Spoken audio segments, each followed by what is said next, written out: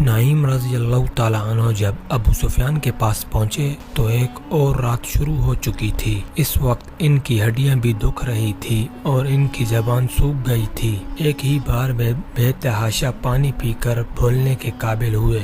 ابو سفیان نعیم رضی اللہ تعالیٰ عنہ کی دانشمندی اور تدبر سے متاثر تھا۔ تمہاری حالت بتا رہی ہے کہ تم اپنے لشکر میں سے نہیں آئے۔ ابو سفیان نے نعیم رضی اللہ تعالیٰ عنہ سے پوچھا، کہاں سے آ رہے ہو؟ بہت دور سے، نعیم رضی اللہ تعالیٰ عنہ نے جواب دیا۔ جاسوسی کی ایک مہم سے آ رہا ہوں۔ تم لوگ بنو قریظہ کے ساتھ معاہدہ کر آئے ہو۔ کیا تم بھول گئے تھے کہ یہودیوں کو ہمارے ساتھ جو دلچسپی ہے وہ صرف اس لیے ہے کہ وہ اسلام کو ہمارے ہاتھوں یہیں پر ختم کرا دینا چاہتے ہیں۔ میں بنو قریظہ کے 2 دوستوں سے مل آیا ہوں اور مجھے مدینے کا بھی ایک پرانا دوست مل گیا تھا۔ مجھے پتہ چلا ہے کہ کعب بن اسد نے محمد صلی اللہ علیہ وسلم کا ساتھ نہیں چھوڑا، بلکہ کعب نے مسلمانوں کو خوش کرانے کا ایک نیا طریقہ سوچا ہے۔ تم نے اسے کہا کہ وہ مدینہ میں مسلمانوں پر حملہ کرے۔ وہ اب تم سے قریش کے سرکردہ خاندانوں کے چند افراد یرغمال میں ضمانت کے طور پر مانگے گا، مگر انہیں وہ مسلمانوں کے حوالے کر دے گا اور مسلمان ان افراد کو قتل کر دیں گے۔ پھر یہودی مسلمانوں کے ساتھ مل جائیں گے اور دونوں ہم پر حملہ کر دیں گے۔ میں تمہیں خبردار کرنے آیا ہوں کہ یہودیوں کو یرغمال میں اپنا ایک آدمی بھی نہ دینا۔ خدا کی قسم نعیم، ابو سفیان نے کہا، اگر تمہاری یہ بات سچ نکلی تو میں بنو قریظہ کی بستیاں اجاڑ دوں گا۔ کعب بن اسد کی لاش کو میں اپنے گھوڑے کے پیچھے باندھ کر گھسیٹتا ہوا مکہ لے جاؤں گا۔ اس نے کیا سوچ کر ہمیں دھوکہ دینے کی کوشش کی ہے؟ اس کی سوچ پر آپ نے شراب اور حسین لڑکیوں کا طلسم طاری کر دیا ہے۔ نعیم رضی اللہ تعالیٰ عنہ نے کہا، کیا شراب اور عورت کسی کے دل میں خلوص اور دیانتداری رہنے دیتی ہے؟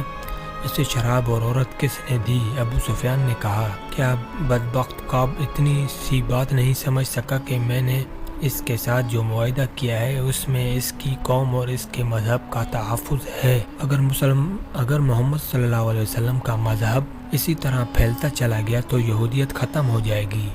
تم یہودیوں کو ابھی تک نہیں سمجھ سکے۔ نعیم نے کہا، وہ اپنے دشمن پر بھی ظاہر نہیں ہونے دیتے کہ وہ اس کے دشمن ہیں۔ ہوئی بن اخطب بھی یہودی ہے۔ اس نے تمہاری طرف سے کعب کو شراب کا نصف مٹکا اور 2 نہایت حسین لڑکیاں دی ہیں۔ میں جب کعب سے ملا تو وہ شراب میں بدمست تھا اور دونوں لڑکیاں نیم برہنہ حالت میں اس کے پاس تھیں۔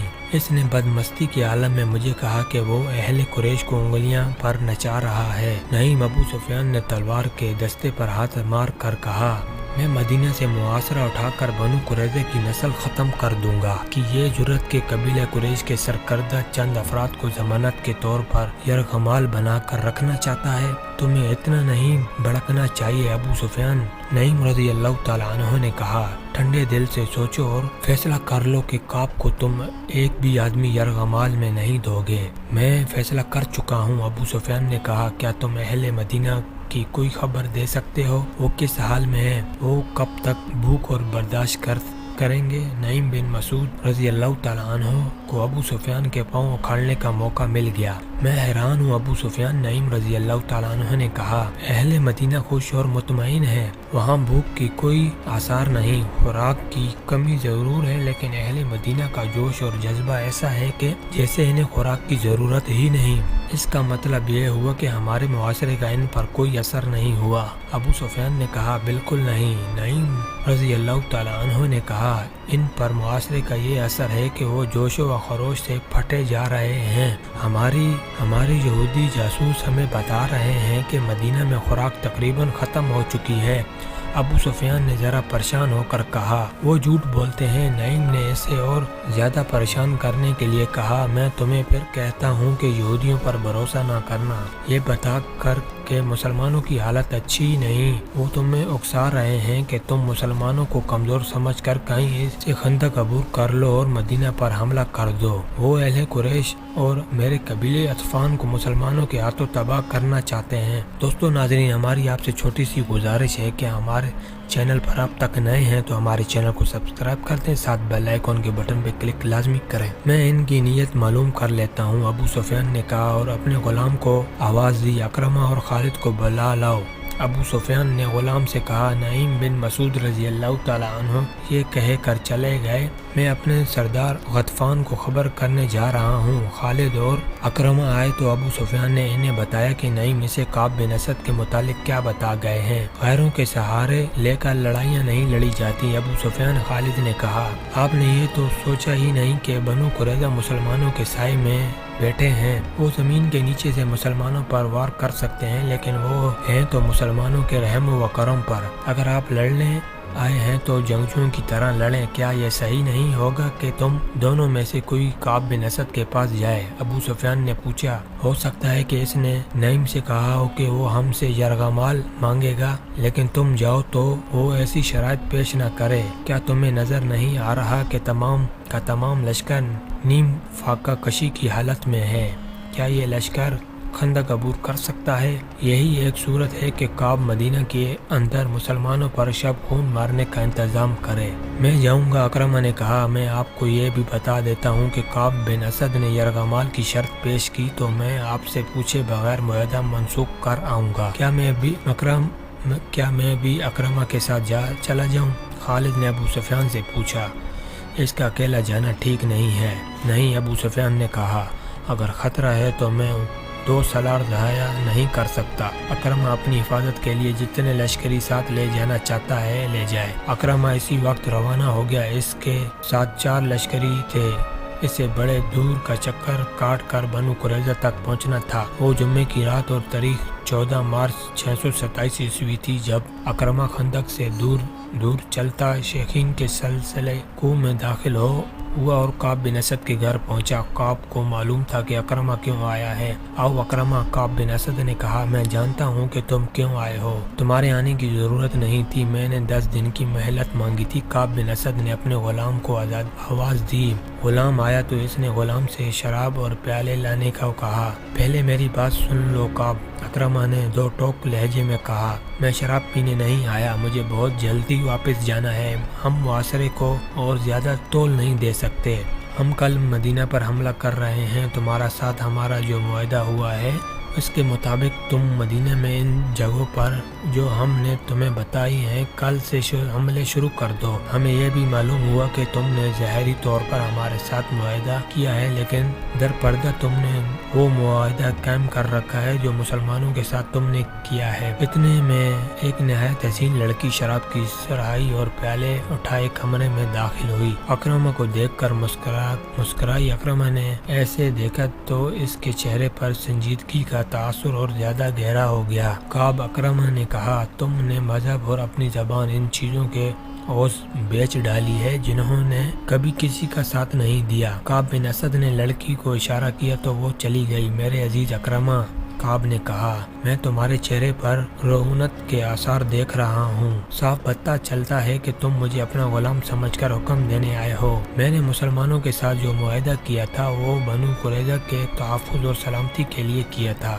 اور میں نے جو معاہدہ تمہارے ساتھ کیا ہے وہ تمہاری فتح اور مسلمانوں کی شکست کی خاطر کیا ہے۔ مسلمانوں کو ختم کرنا میرے مذہب کا حکم ہے۔ تمہارے ساتھ معاہدہ نبھانا اسی سلسلے کی ایک کوشش ہے۔ اپنا مذہبی فرائض ادا کرنے کے لیے تمہیں استعمال کروں گا۔ ہوئی بن اخطاب سے میں نے کہہ دیا تھا کہ اہل قریش اور اہل غطفان مجھے بنو قریظہ کی سلامتی کی ضمانت دے تاکہ ایسا نہ ہو کہ تم لوگ ناکام ہو جاؤ اور مسلمان ہم سے ظالمانہ انتقام لیں۔ نعیم بن مسعود رضی اللہ تعالیٰ عنہ نے جو چنگاری ان لوگوں کے درمیان پھینک دی تھی وہ اکرمہ کے سینے میں سلگ رہی تھی۔ نعیم رضی اللہ تعالیٰ عنہ نے اکرمہ کے ذہن میں ابو سفیان کی معرفت پہلے ہی ڈال دیا تھا کہ کعب افراد کی صورت میں ضمانت مانگے گا۔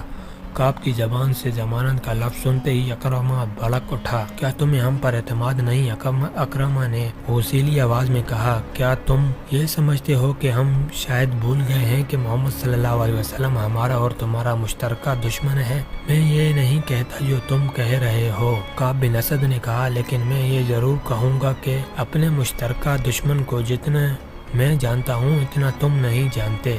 میں اعتراف کرتا ہوں کہ جو عقل خدا نے محمد صلی اللہ علیہ وسلم کو دی ہے وہ ہم میں سے کسی کو نہیں دی۔ میں اس کی ضمانت چاہتا ہوں۔ کہو تمہیں کسی ضمانت چاہیے؟ اکرمہ نے پوچھا۔ قبیلہ قریش کے چند ایک سرکردہ افراد ہمارے پاس بھیج دو۔ کعب بن اسد نے کہا، میں کوئی نئی بات نہیں کر رہا اکرمہ، یہ ہمارا تمہارا دستور ہے، اس رواج اور شرط سے تم واقف ہو۔ میں نے ضمانت کے طور پر یرغمال میں لینے والے آدمیوں کی تعداد نہیں بتائی، یہ تعداد تم خود مقرر کر لو۔ تم جانتے ہو کہ معاہدے کی خلاف ورزی کرو گے تو تمہارے ان سرکردہ افراد کو ہم قتل کر دیں گے۔ انہیں تم قتل نہیں کرو گے، اکرمہ نے بڑکی ہوئی آواز میں کہا، تم مسلمانوں کے حوالے کر دو گے۔ کیا کہہ رہے ہو اکرمہ؟ کعب بن اسد نے حیرت اور پریشانی کے لہجے میں پوچھا۔ کیا تم مجھے اتنا ذلیل سمجھتے ہو کہ میں تمہیں یہ دھوکہ دوں گا کہ تمہارے قبیلوں کے سرداروں کو مسلمانوں کے ہاتھوں قتل کراؤں گا؟ مجھ پر اعتبار کرو۔ یہودی پر اعتبار کرنا ایسا ہی ہے جیسے کسی نے سام پر اعتبار کر لیا ہو۔ اکرمہ نے غصے کے عالم میں کہا، اگر تم اپنے آپ کو اتنا ہی قابل اعتبار سمجھتے ہو تو کل مدینہ میں ان چھوٹے قلعوں پر حملہ شروع کر دو جہاں پر مسلمانوں نے اپنی عورتوں اور بچوں کو رکھا ہوا ہے۔ کل کعب نے کہا، کل ہفتے کا دن ہے، ہفتے کے دن یہودیوں کا ایک مقدس دن ہوتا ہے جسے ہم سبت کہتے ہیں۔ اس روز عبادت کے سوا ہم اور کوئی کام نہیں کرتے۔ کوئی یہودی سبت کے دن کوئی کام یا کاروبار کرے یا کسی پر حملہ کرے تو خدائے یہودا اسے ایسا یا بندر کی شکل میں تبدیل کر دیتا ہے۔ اکرمہ دیکھ چکا تھا کہ کعب بن اسد کی نیت ٹھیک نہیں ہے، وہ شراب پیتا چلا جا رہا تھا۔ اکرمہ نے شراب پینے سے انکار کر دیا تھا۔ اس نے ابو سفیان سے کہا تھا کہ وہ فیصلہ کر کے ہی واپس آئے گا۔ تم کل حملہ کرو یا ایک دن بعد کرو، ہم تمہاری نیت کو عملی صورت میں دیکھ کر فیصلہ کریں گے کہ تمہیں یرغمال میں اپنے آدمی دیے جائیں یا نہ دیے جائیں۔ اکرمہ نے کہا، اس سے پہلے ہم تمہیں ایک آدمی بھی نہیں دیں گے۔ میں کہہ چکا ہوں کہ یرغمال کے بغیر ہم کچھ نہیں کریں گے۔ کعب بن اسد نے کہا، یوں ہی تمہارے آدمی ہمارے پاس پہنچیں گے، ہم تمہارے منشا کے مطابق مدینہ کے اندر خلبلی مچا دیں گے۔ تم دیکھنا کہ محمد صلی اللہ علیہ وسلم کی پیٹھ میں کس طرح چھرا کھونکتے ہیں۔ اکرمہ اٹھ کر کھڑا ہوا اور غصے میں بولا، تم بدعینت ہو، تمہاری نیت صاف ہوتی تو تم کہتے کہ مجھے کسی ضمانت کی ضرورت نہیں، آؤ مل کر مسلمانوں کو مدینہ کے اندر ہمیشہ کے لیے ختم کر دیں۔ مجھے اگر حکم ماننا ہی ہے تو میں محمد صلی اللہ علیہ وسلم کا حکم کیوں نہ مان لوں؟ کعب بن اسد نے اکرمہ کے غصہ دیکھتے ہوئے کہا، ہم مسلمانوں کے ساتھ رہتے ہیں، جو تحفظ ہمیں ان سے مل سکتا ہے وہ تم نہیں دے سکو گے۔ مورخ ابن ہشام اور ابن سعد نے لکھا ہے کہ نعیم بن مسعود رضی اللہ تعالیٰ عنہ کا چھوڑا ہوا تیر نشانے پہ لگا۔ اکرمہ نے غصے کے عالم میں کعب بن اسد کے گھر سے نکل آئے۔ یہودیوں اہل قریش کا معاہدہ جو اگر برقرار رہتا تو مسلمانوں کی کمر ٹوٹ جاتی، کعب کے گھر کے اندر ہی ٹوٹ گیا۔ جب اکرمہ کعب بن اسد سے ملنے جا رہا تھا، اس وقت نعیم بن مسعود رضی اللہ تعالیٰ عنہ اپنے قبیلے کے سردار غطفان کے پاس بیٹھے ہوئے تھے۔ اس کے ساتھ بھی انہوں نے کعب بن اسد کے متعلق وہی باتیں کی جن باتوں سے وہ ابو سفیان کو بھڑکا چکے تھے۔ ابو سفیان نے غصے میں آ کر ابو سفیان کو بلا لیا تھا۔ غطفان نے اپنے سالار عینیہ کو بلایا، کیا تم نے سنا ہے کہ کعب بن اسد ہمیں کیا دھوکہ دے رہا ہے؟ غطفان نے عینیہ سے کہا، وہ ہم سے یرغمال میں رکھنے کے لیے سرکردہ افراد مانگتا ہے، کیا یہ ہماری توہین نہیں؟ سردار غطفان سالار عینیہ نے کہا، میں پہلے تمہیں کہہ چکا ہوں کہ میرے ساتھ میدان جنگ کی بات کرو، میں آمنے سامنے کی لڑائی جانتا ہوں۔ مجھے اس شخص سے نفرت ہوگی جو پیٹھ کے پیچھے آ کر وار کرتا ہے، اور مجھے اس شخص سے بھی نفرت ہوگی جس کی پیٹھ پر وار ہوتا ہے۔ اور پھر تم یہودیوں پر اعتبار کرتے ہو۔ اگر کعب بن اسد کے کہے گا کہ مجھے اپنے قبیلے کا سردار غطفان یرغمال میں دے دو تو کیا میں تمہیں اس کے حوالے کر دوں گا؟ میں اس شخص کا سر اڑا دوں گا جو ایسا مطالبہ کرے گا۔ نعیم بن مسعود رضی اللہ تعالیٰ عنہ نے کہا، میں ان یہودیوں کو اپنے قبیلے کی ایک بھیڑ یا بکری بھی نہ دوں گا، خدا کی قسم کعب نے ہماری توہین کی ہے۔ ابو سفیان کیا کہتا ہے؟ غطفان نے نعیم رضی اللہ تعالیٰ عنہ سے پوچھا۔ یہ بات سن کر ابو سفیان غصے سے کانپنے لگا۔ نعیم رضی اللہ تعالیٰ عنہ نے کہا، ابو سفیان کہتا ہے کہ وہ کعب بن اسد سے اس توہین کا انتقام لے گا۔ اور اسے انتقام لینا چاہیے۔ سالار عینیہ نے کہا، بنو قریظہ کی حیثیت ہی کیا ہے؟ وہ ہمارے اور مسلمانوں کے درمیان اس طرح پس جائے گا کہ ان کا وجود ہی ختم ہو جائے گا۔ خالد کو آج مدینہ کی طرف جاتے ہوئے وہ وقت یاد آ رہا تھا جب اکرمہ نے بنو قریظہ کی بستی سے واپس آیا تھا۔ خالد دوڑتا ہوا اس تک پہنچا تھا۔ ادھر سے ابو سفیان گھوڑا دوڑاتا آ گیا۔ اکرمہ کے چہرے پر غصے اور تھکن کے گہرے آثار تھے۔ کیا خبر لائے ہو؟ ابو سفیان نے اس سے پوچھا۔ خدا کی قسم ابو سفیان، میں نے کعب سے زیادہ بدتین نیت انسان پہلے کبھی نہیں دیکھا۔ اکرمہ نے گھوڑے سے کود کر اترتے ہوئے جواب دیا۔ نعیم نے ٹھیک کہا تھا، کیا اس نے ہم سے یرغمال میں رکھنے کے لیے آدمی مانگے ہیں؟ خالد نے پوچھا تھا۔ ہاں خالد، اکرمہ نے کہا تھا، اس نے مجھے شراب پیش کی اور میرے ساتھ اس طرح بولا جیسے ہم اس کے مقروض ہیں۔ اس نے کہا کہ پہلے یرغمال میں اپنے آدمی دو، پھر میں مدینہ کے اندر شب خون ماروں گا۔ کیا تم نے اسے کہا نہیں کہ اہل قریش کے سامنے بنو قریظہ کی حیثیت اونٹ کے مقابلے میں ایک چوہے کی سی ہے؟ خالد نے کہا تھا، کیا تم نے اس کے کندھوں سے اتار نہیں دیا؟ میں نے اپنا ہاتھ بڑی مشکل سے روکا تھا۔ اکرمہ نے کہا تھا، اس کے ساتھ ہمارا جو معاہدہ ہوا تھا وہ میں توڑ آیا ہوں۔ تم نے اچھا کیا، ابو سفیان دبی آواز میں کہا تھا تم نے اچھا کیا، اور وہ پرے چلا گیا تھا۔ یہ کوئی بہت پرانا واقعہ نہیں تھا، 1.5-2 سال پہلے کی بات تھی۔ آج جب خالد مدینہ کی طرف جا رہا تھا تو یہ جانا پہچانا راستہ اسے اجنبی سا لگ رہا تھا۔ کبھی اسے ایسا محسوس ہونے لگتا جیسے وہ خود اپنے لیے اجنبی ہو گیا ہو۔ اسے ابو سفیان کا افسردہ چہرہ نظر آنے لگا۔ خالد نے محسوس کر لیا تھا کہ ابو سفیان مدینہ پر حملے سے منہ موڑ رہا ہے۔ خالد اور اکرمہ وہیں کھڑے رہ گئے تھے۔ کیا سوچ رہے ہو خالد؟ اکرمہ نے پوچھا تھا، کیا تم میری تائید نہیں کرو گے کہ میں اس شخص ابو سفیان کی موجودگی کو صرف اس لیے برداشت کر رہا ہوں کہ یہ میرے قبیلے کا سردار ہے؟ خالد نے اکرمہ کو جواب دیا تھا، اہل قریش کو ابو سفیان سے بڑھ کر بزدل سردار اور کوئی نہیں ملے گا۔ تم پوچھتے ہو کہ میں کیا سوچ رہا ہوں؟ میں اور زیادہ انتظار نہیں کر سکتا۔ میں نے خندق کو ایک سرے سے دوسرے سرے تک دیکھا ہے۔ ایک جگہ خندق کم ہے اور زیادہ گہری بھی نہیں، ہم وہاں سے خندق کے پار جا سکتے ہیں۔ اگر تم میرا ساتھ دو تو میں آج ہی ابھی اس جگہ سے چند سوار خندق کے اس پار لے جانا چاہتا ہوں۔ ابو سفیان کسی غیبی مدد اور سہارے کا انتظار کرنا چاہتا ہے تو کرتا رہے، میں تمہارا ساتھ کیوں نہ دوں گا؟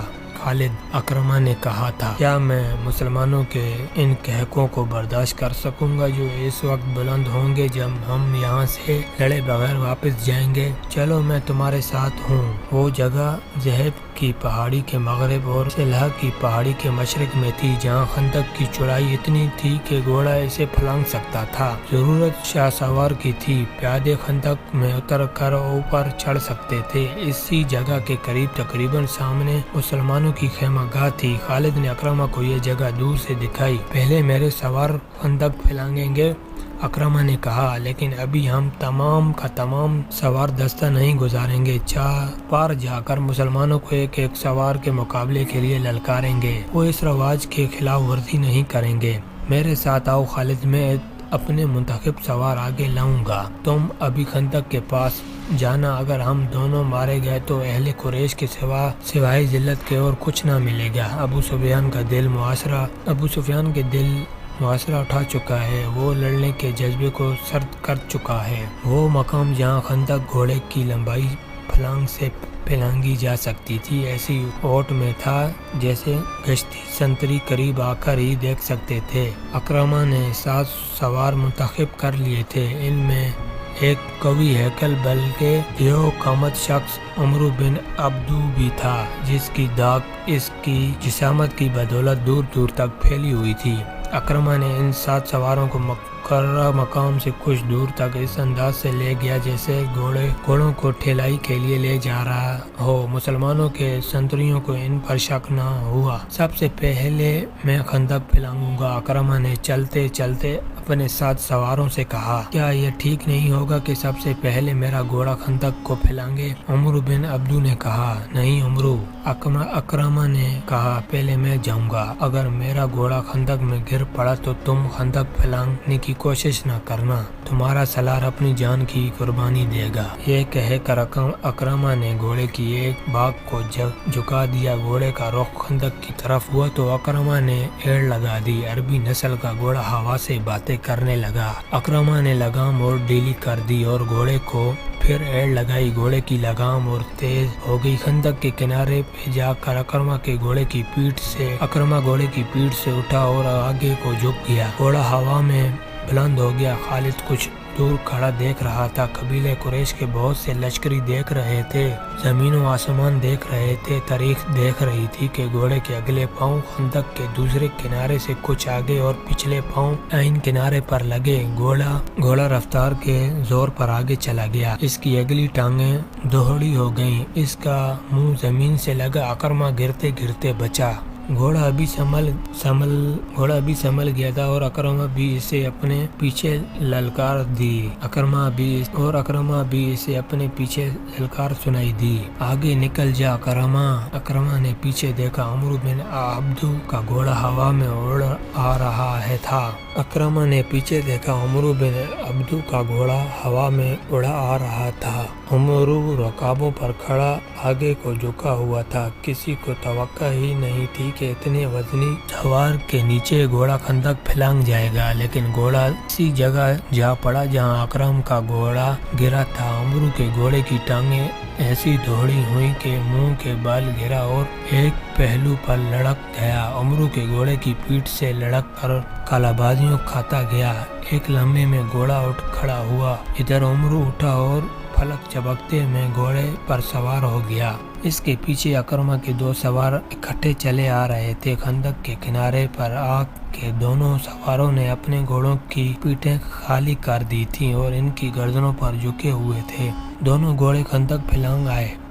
اہل قریش کے لشکر نے دعوت و تحسین کے نعرے لگائے۔ اس شور سے مسلمان پہرے دار دوڑے آئے۔ اتنے میں اکرمہ کے دو اور گھوڑے اپنے سواروں کو اٹھائے خندق کے کنارے سے ہوا میں اٹھے۔ ان کے پیچھے ساتھ میں سے باقی سواروں نے بھی اپنے گھوڑے کو ایڑ لگا دی۔ تمام گھوڑے خندق پھلانگ آئے۔ ٹھہر جاؤ، اکرمہ نے مسلمان سنتریوں کو بلند آواز میں کہا۔ کوئی اور گھوڑا خندق کہ اس طرف نہیں آئے گا۔ محمد صلی اللہ علیہ وسلم کو بلاؤ۔ تم میں جو سب سے زیادہ بہادر ہے اسے لاؤ۔ وہ میرے ایک آدمی کا مقابلہ کر کے گرا لے تو ہم سب کو قتل کر دینا۔ خدا کی قسم ہم تمہارا خون اس ریت پر چھڑک کر واپس چلے جائیں گے۔ مسلمانوں کی اجتماع گاہ میں کھلبلی بیاں ہو چکی تھی۔ ایک شور تھا، قریش اور غطفان نے خندق عبور کر لی ہے۔ مسلمان، تمہارے امتحان کا وقت آ گیا ہے۔ ہوشیار، خبردار، دشمن آ گیا ہے۔